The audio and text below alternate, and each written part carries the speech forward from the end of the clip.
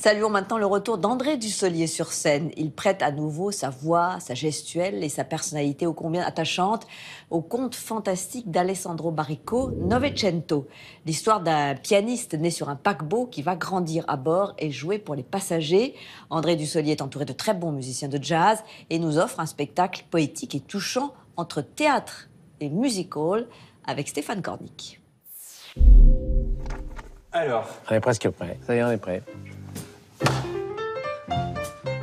André Dussolier continue sa tournée au théâtre avec Novecento de l'écrivain Alessandro Baricco. On jouait du ragtime. Parce que Dieu, quand il danse, c'est la musique qu'il préfère.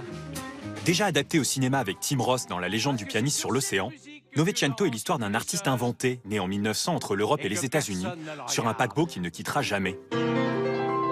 Une fable que raconte André Dussolier à travers plusieurs personnages, l'occasion pour lui qui a su jongler entre théâtre, cinéma d'auteur et populaire, de nous parler de jeux et de musique en dehors des cadres.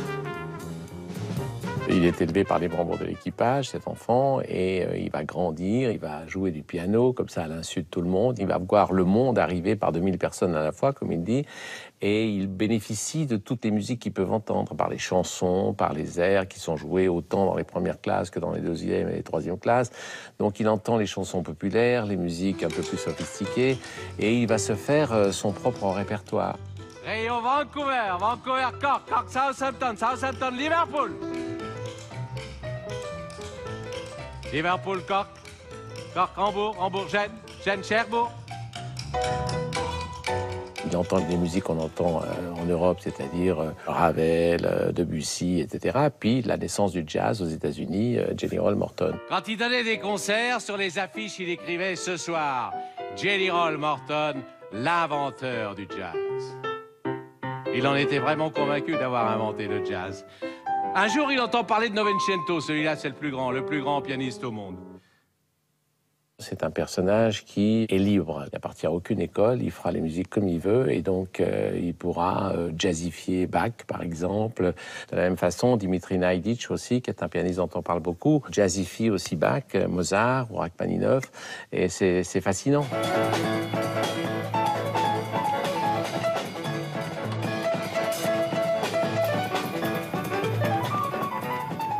Évidemment, on parle beaucoup de Ibrahim Malouf, par exemple, aujourd'hui à la trompette, qui justement revisite le jazz autrement, avec les airs orientaux dont il se sert.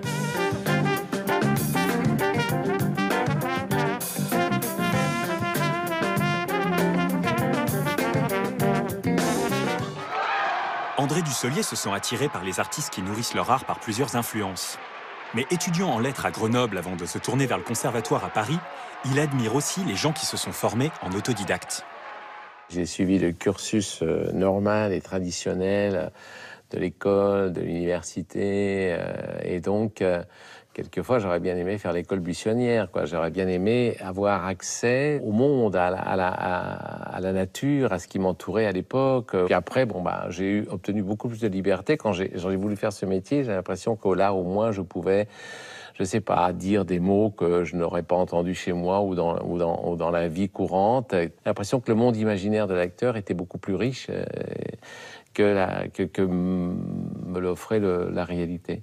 Puis je suis né avec la génération des acteurs américains qui se métamorphosaient d'un rôle à l'autre, qu'on ne reconnaissait pas même à l'intérieur d'un film. J'adorais ça. Et je trouvais que c'était vraiment la mission de l'acteur que de jouer des personnages tout à fait différents.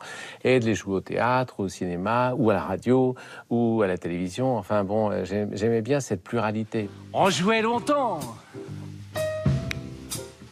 Toute la nuit, parfois. Sans nécessairement se grimer ou se transformer, pour Novecento où il interprète toute une galerie de personnages, André Dussolier joue sur les nuances de l'instrument qu'il maîtrise le mieux, sa voix. Qui ils sont, où il y a le commandant du bateau, il y a le trompettiste, qui raconte l'histoire, il y a Novecento, il y a une femme, même une femme de milliardaire, voilà. Disons que chaque personnage a une voix, donc ils ont un rythme, une façon d'être, c'est pas la peine de marquer trop, mais quand même une petite différence, un petit détail suffit à rentrer dans l'univers de ce personnage-là, même si c'est sur une phrase, même si c'est sur 3 phrases. Et tout d'un coup, sans que rien ne se soit passé, paf, il tombe. Avant de nous quitter, nous lui avons demandé le morceau qu'il fait voyager.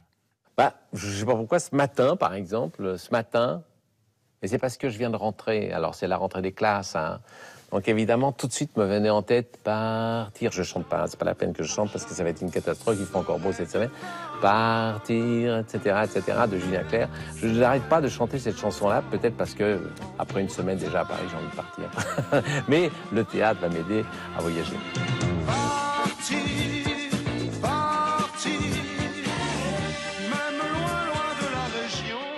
Et nous retrouvons André Dussolier au Théâtre du Rond-Point.